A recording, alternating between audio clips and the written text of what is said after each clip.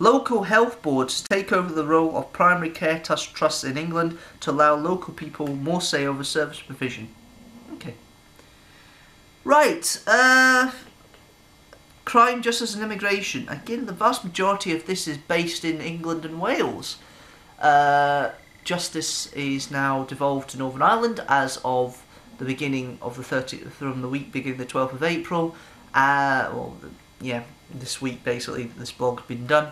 And Scotland have had justice and crime reform since 1999, when the Parliament was created. Scottish Parliament was created, not Scottish Government, you stupid SNP twats. Sorry, I'll get that rant out my system eventually, I will. Okay. Put 3,000 more police on the beat, paid for by spending cuts elsewhere. Direct election of police authorities with powers to sack chief constables. Sounds a bit Labourish, actually. Focus on treatment rather than imprisonment of drug addicts. Drug policy based on independent advisory council on the misuse of drugs advice. Make prisoners work, contributing from prison wages to compensation fund for victims as resources allow. Increase number of hours prisoners spend in education and training. Presumption against short-term sentences of less than 6 months, replaced by rigorously enforced community sentences, allowing cancellation of prison building programme. Neighbourhood justice panels to get powers to decide punishments for antisocial behaviour. Introduce statutory youth service, encouraging local sector involvement. Make hospitals share non-confidential information with police to allow targeting for gun and knife crime hotspots.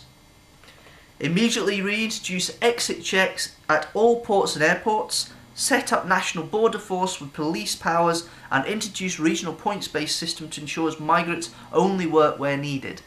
Yes, it's spreading it out, because a lot of migrants are seeing certain parts of the country as the gold mines. They're overpopulated, and the parts of the country who may need immigrants aren't getting them. Political reform. Introduce single transferable vote system. Cut the number of MPs by 150 and introduce fixed-term parliaments. Basically, this is something the Liberal Democrats have been going on about for years, ever since the party was created back in 1988 as a merger of the Social Democratic Party and the Liberal Party. One of their major policies that they've always pursued as part of the election manifesto is proportional representation. Basically a fairer voting system. At the moment, the voting system works in such a way called first past the post. So basically in each constituency, the person who gets the most votes for that constituency becomes the MP. What happens in proportional representation is the first person goes for the Scottish system basically is still first past the post in regards to the constituencies, but there's also then a list of MPs, and they basically are there as a list of what they call list MPs, and then they are added into the whole setup to give an overall reflection of what the actual voting was.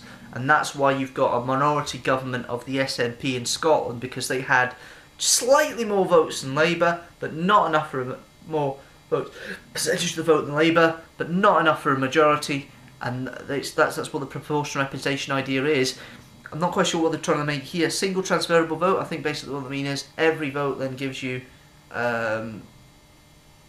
basically the same idea. It's basically if the Conservatives, for example, have 35% of the votes, Labour have 31% of the votes, and the Liberal Democrats come up with 25% of the votes, and then they've got the others, then basically the Parliament of MPs will be reflected based on the voting and the number of votes that have been given, so it's more representative.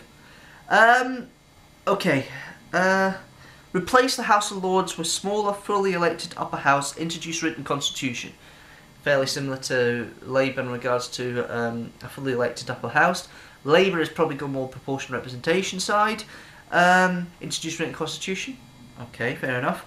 Introduce voting rights from age 16. Again, that's something that's coming up with other parties.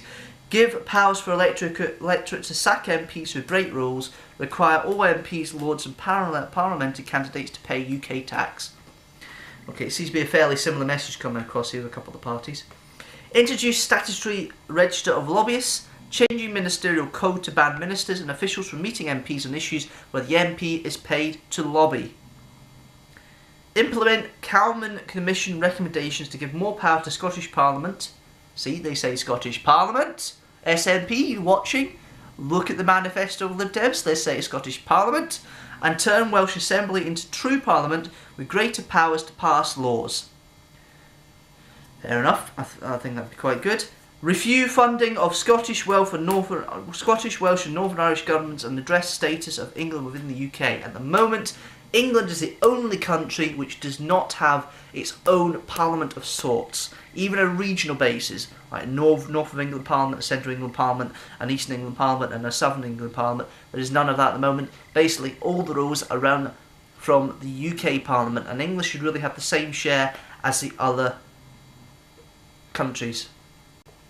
Personal finance. Scrap compulsory retirement ages, something Labour said. State pensions rise in line with earnings by 2.5% per year, or in line with the retail price index measure of inflation, whichever is highest. Tax relief on pensions only at the basic rate, with capital gains taxed the same way as income. New powers for HM Revenue and Customs to ensure properties cannot avoid stamp duty if they're put into an offshore trust. Commission independent review of public sector pensions with the aim of ensuring they are sustainable and affordable in the long term. More flexibility to access personal pension fund early to help in times of financial hardship. Winter fuel payments delayed until 65 but extended to severely disabled people.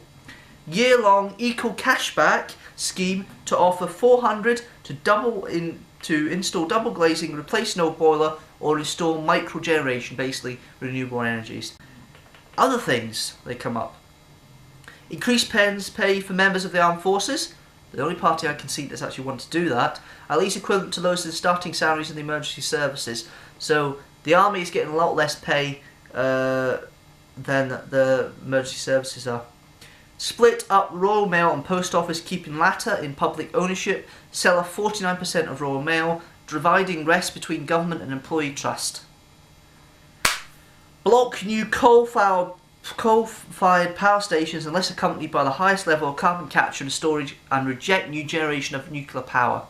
Well, that's kind of going on the whole thing because they don't want nuclear weapons, so they're keeping the same way there, because that would have been a contradictory to say, yeah, we're going to use nuclear power. We want nuclear power for a power supply, but we don't want nuclear weapons. So obviously they're going the same way there.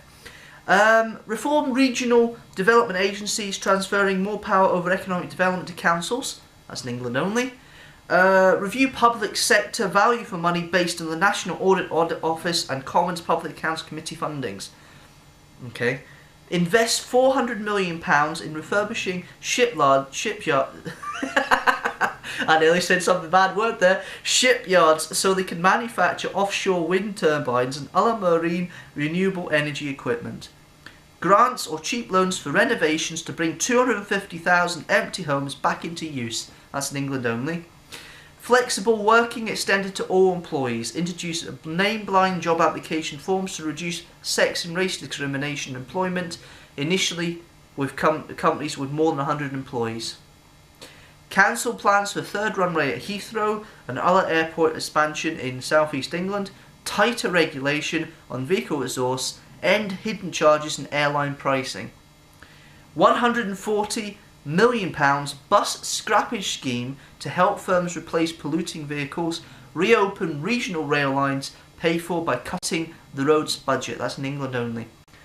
Overall, there's some differences with the Labour manifesto. There's some differences with to the Liberal Democrats. I've still got the Tory one to go, so I can't really give a full view of that.